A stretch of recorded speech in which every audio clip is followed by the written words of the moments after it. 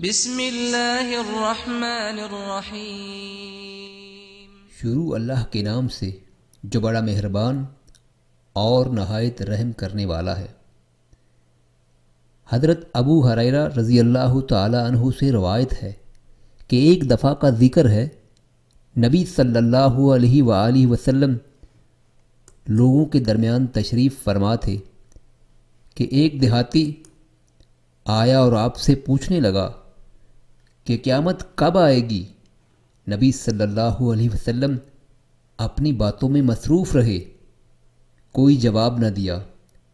بعض لوگوں نے سمجھا کہ آپ صلی اللہ علیہ وآلہ وسلم نے اس کی بات سنی ہی نہیں، اور بعض کا خیال تھا کہ بات تو سنی ہے لیکن آپ صلی اللہ علیہ وآلہ وسلم نے اس کو پسند نہیں فرمایا۔ جب آپ صلی اللہ علیہ وسلم اپنی بات سے فارغ ہوئے تو پوچھا، وہ قیامت سے متعلق سوال کرنے والا کہاں ہے؟ اس دیہاتی نے کہا، میں حاضر ہوں اے اللہ کے رسول۔